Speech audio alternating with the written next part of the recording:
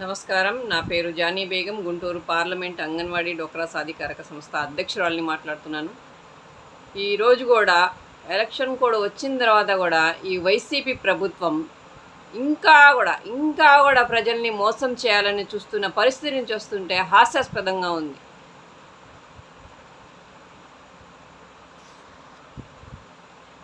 ఎందుకంటే ఈరోజు ముస్లిం వాళ్ళు, వితంతువులు, వికలాంగులు పెన్షన్ కోసం సచివాలయాల చుట్టూ తిరగాల్సి వస్తుంది.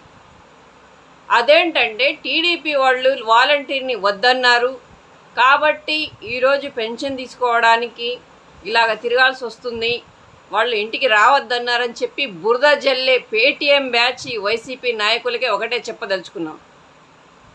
ఈరోజు ముసలి వాళ్ళకి మీరు ఇంటికి వెళ్ళి మీరు పింఛన్ ఇవ్వడానికి మేము ఇవ్వద్దని చెప్పి బురద జల్లే ముందు మీరు ఒక విషయాన్ని గుర్తుపెట్టుకోవాలి.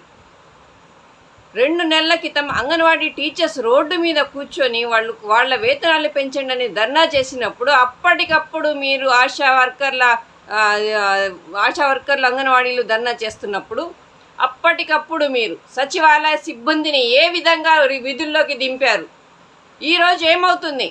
ఆ రోజు యాన్ మీటర్ని తీసుకొచ్చి డోక్రా మహిళల్ని తీసుకొచ్చి అలాగే సచివాలయ సిబ్బందిని తీసుకెళ్ళి తాళాలు పగలగొట్టి ఆ రోజు అప్పటికప్పుడు విధుల్లో నిర్వహించి వాళ్ళ పనులు చేయాలని చెప్పి నిర్వహించినప్పుడు ఈరోజు ముసలి వాళ్ళు, వితంతువులు పెన్షన్ రాక బాధపడుతుంటే మీరు ఇంటికి వెళ్ళి పింఛన్ ఇవ్వడానికి మీకెందుకు షరతులు, ఎలాంటి ప్రాబ్లమ్స్ ఉన్నాయి మీకు?